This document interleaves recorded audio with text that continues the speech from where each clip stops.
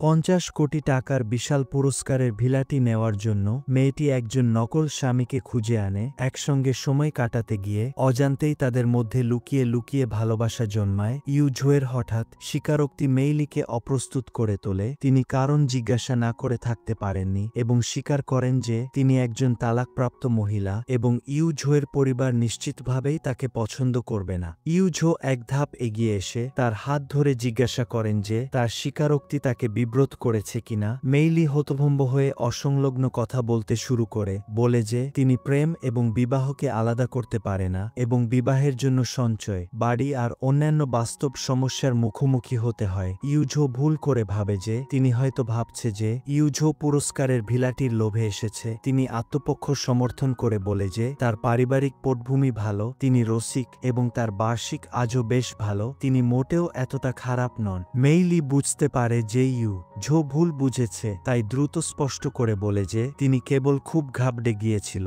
এবং তাই কিছু আবোলতাবোল কথা বলে ফেলেছিল। ইউঝো স্বীকার করে যে তিনিও নার্ভাস ছিল। মেইলির প্রতিক্রিয়া তাকে আর কথা বলতে নিরুৎসাহিত করে, তাই তিনি প্রস্তাব করে যে তারা যেন ধরে নেয় ঘটনাটি কখনোই ঘটেনি। মেইলি তাড়াতাড়ি ছুটে গিয়ে বলে যে তার রিজেক্ট করার কোনো ইচ্ছা ছিল না এবং আশা করেন ইউঝো রাগ করেননি। কথা বলতে বলতে তারা হাসপাতালের রুমের দরজায় ফিরে আসে। সেখানে অপেক্ষারত তার প্রাক্তন প্রেমিক হুশি ড্যান তাদের সম্পর্ক নিয়ে প্রশ্ন তোলে। বিশ্বাস করে না যে তারা কেবল বন্ধু। সে সন্দেহ করে যে ইউঝোই ভিলাটির আসল মালিক। ইউঝো সুযোগ বুঝে বলে যে তিনি মালিক এবং মেইলিকে বাড়ির দেখাশোনার জন্য রেখেছে এবং তারা কর্মক্ষেত্রেও অংশীদার। প্রাক্তন প্রেমিক ইউঝোকে পরনিন্দা এবং মেইলির প্রতি উদ্দেশ্য থাকার জন্য উপহাস করে। ইউঝো তার বকবকানি উপেক্ষা করে জোর করে তাকে বিছানায় শুইয়ে দেন। ঠিক তখনই মেইলির একটি কাজের ফোন আসে। ইউঝো তাকে আগে চলে যেতে বলে এবং নিজে প্রাক্তন প্রেমিকের দেখাশোনা করার জন্য থেকে যান।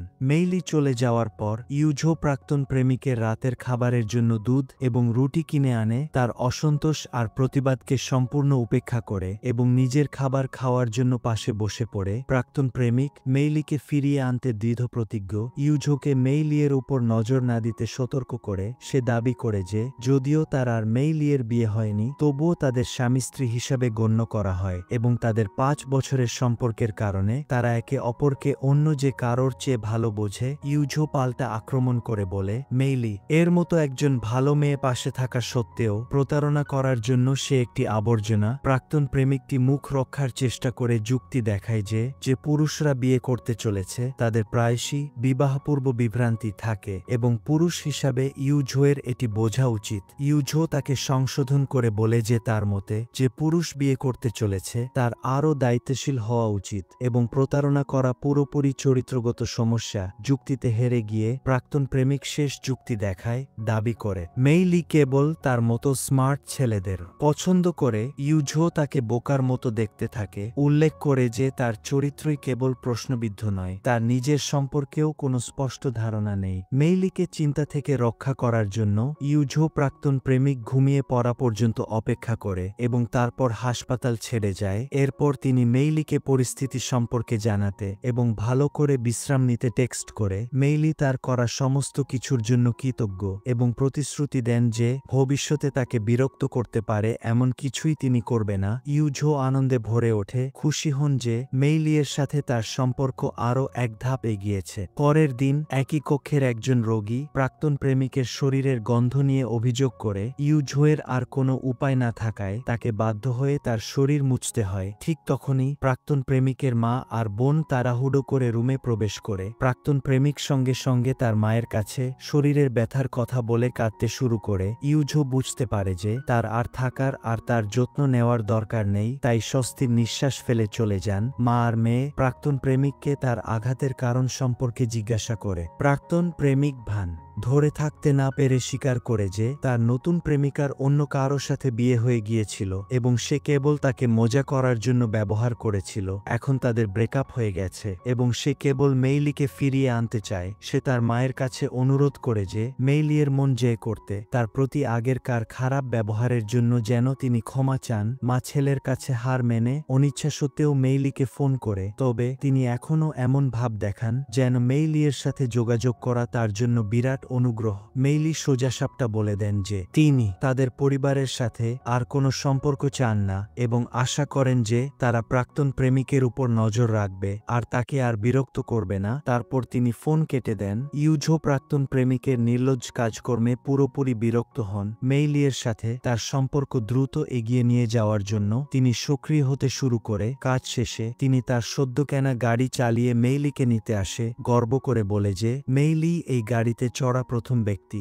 আর এখন থেকে তিনি প্রায়ই তাকে নিয়ে যাবে। মেইলি খুশি হন কিন্তু শান্ত থাকার ভান করে বলেন যে তিনি মিষ্টি কথায় ভুলবে না, তিনি যে কেবল কথার মানুষ নন তা প্রমাণ করতে। ইউঝো পিছনের আসন থেকে যত্ন সহকারে প্রস্তুত করা একগুচ্ছ পিং পং বলের মতো গ্লোব অ্যামারান্থ ফুল বের করে মেইলিকে দেন। তিনি ফুলের অর্থ জানে না এমন ভান করে আর তাকে নিজে খুঁজে নিতে বলে। মেইলি যখন জানতে পারে যে ফুলের অর্থ আমি আন্তরিক, তখন তিনি সঙ্গে সঙ্গে ইউঝোয়ের সূক্ষ্ম স্বীকারোক্তিটি বুঝতে পারে এবং আনন্দে ভরে ওঠে। ভিলার গেটে পৌঁছে মেইলিও ইউঝোকে একটি উপহার দেন। প্রাক্তন প্রেমিকের যত্ন নিতে সাহায্য করার জন্য তাকে ধন্যবাদ জানান। ইউঝো অসন্তুষ্টির ভান করে প্রতিবাদ করে বলেন কেবল উপহার যথেষ্ট নয় আর মেইলিকে তাকে এক বাটি ইনস্ট্যান্ট নুডলস বা এক গ্লাস জল খাওয়ার জন্য ভেতরে আমন্ত্রণ জানাতে বলে। এছাড়াও তাকে দেখানোর মতো কিছু আছে। মেইলিয়ের বাড়িতে এসে ইউঝো তার ছোটবেলার ডায়েরি আর হিসাবের খাতা বের করে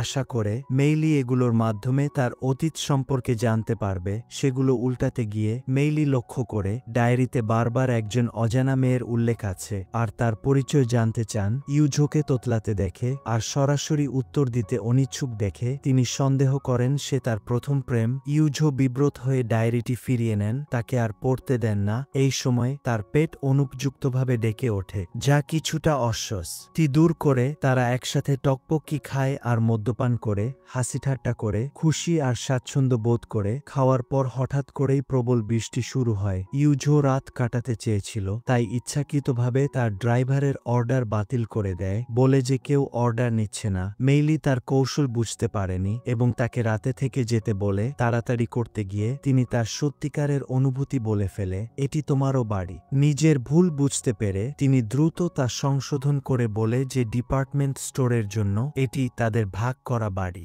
ইউঝো তার লক্ষ্য অর্জন করে সোফায় সন্তুষ্টভাবে শুয়ে পড়ে মেইলিয়ের সাথে একই ছাদের নিচে থাকার উষ্ণতা অনুভব করে। রাতে বাতাস গর্জন করে আর বজ্রপাত হয়। দুজনেই চমকে জেগে ওঠে। ইউঝো মনোযোগের সাথে মেইলিকে মেসেজ করে তাকে ভয় না পেতে সান্ত্বনা দেন আর একটি গান শেয়ার করে। দুজনেই একই গান শোনে আর হাসি মুখে চোখ বন্ধ করে। পরের দিন সকালে তারা একই রকম পোশাক পরে কমিউনিটির কফিটেরিয়াতে খাবার খেতে যান। উদ্দেশ্য ছিল বাই চ্যাং উয়ের সামনে নিজেদের দেখানো এবং তাকে বিশ্বাস করানো যে তারা সত্যিকারের স্বামী স্ত্রী। খাবার শেষে তারা ভেবেছিলেন বাই চ্যাং উ হয়তো কিছু সময়ের জন্য তাদের একসাথে প্রবেশ ও বের হওয়ার দিকে মনোযোগ দেবেন না।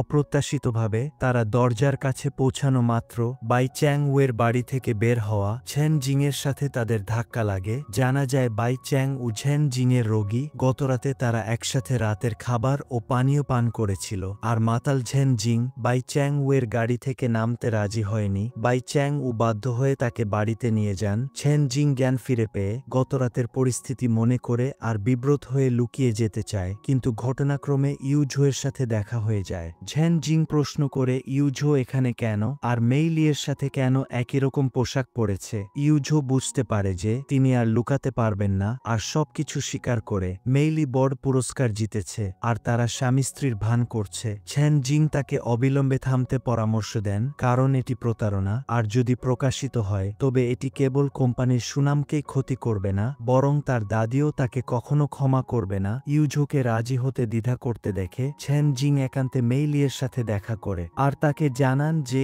ইউঝো সাধারণ কর্মচারী নন, তিনি মিং জুন ট্যাং চেয়ারম্যানের নাতি আর কোম্পানির ভবিষ্যতের নেতা। তিনি আশা করে মেইলি ইউঝোকে দূরে ঠেলে দেবে আর তার সাহায্য চাওয়া বন্ধ করবে, কারণ ইউঝো মেইলিয়ের অনুরোধ কখনো রিজেক্ট করবে না। এর কারণ হলো ইউঝো হলো সেই ছোট ছেলেটি যাকে বহু বছর আগে মেইলিয়ের বাবা গাড়ি দুর্ঘটনায় সাহায্য করেছিল। মেইলিয়ের মন তৎক্ষণাৎ জটিল হয়ে ওঠে। তিনি নিশ্চিত নন যে ইউঝো তার কাছে আসছে আর তার যত্ন নিচ্ছেন তা ভালোবাসার কারণে নাকি কেবল একটি ঢিউন শোধ করার জন্য। তার বাবার মৃত্যুবার্ষিকী ঘনিয়ে আসছে। জটিলতায় পূর্ণ হয়ে তিনি একটি বাসে চড়ে তার নিজ শহর শহরে ফিরে যান। ছেন জিং বুঝতে পারে যে তিনি ভুল করেছে, তাই ইউঝোকে মেইলিয়ের সাথে তার কথা সম্পর্কে বলে। ইউঝো সঙ্গে সঙ্গে মেইলিকে ফোন করে, কিন্তু তিনি ফোন ধরে না। তিনি দ্রুত মেইলিয়ের বাড়ির দিকে ছুটে যান, কোনোভাবেই চান না তার আর মেইলিয়ের মধ্যে কোনো ভুল বোঝাবুঝি হোক। এই মুহূর্তে মেইলি গ্রামে হাঁটছিল যখন তিনি হঠাৎ ইউঝোকে তার সামনে দেখতে পান। তিনি ইউঝোকে জিজ্ঞাসা করে যে তার কাছে সেই পুতুলটি এখনও আছে কিনা, যা তিনি তাকে বহু বছর আগে দিয়েছিল, আর স্পষ্টভাবে বলে যে তিনি কখনো মনে করেননি ইউঝো তার বাবার মৃত্যুর কারণ। তাই তার নিজেকে দোষারোপ করার বা কেবল দেন শোধ করার জন্য তাকে সাহায্য করার দরকার নেই। ইউঝো সরাসরি তার ভালোবাসা প্রকাশ করে বলে যে তিনি তাকে সাহায্য করেছেন কারণ তিনি তাকে পছন্দ করে। তিনি যাই করতে চান না কেন ইউঝো তার পাশে থাকতে প্রস্তুত। কথা বলার পর তিনি মেইলিয়ের মুখ ধরে আবেগের সাথে তাকে কিস করে। এখানেই পর্বটি শেষ হয়। পরবর্তী পর্বের জন্য ভিডিওটি লাইক, কমেন্ট আর চ্যানেলটি সাবস্ক্রাইব করে রাখুন।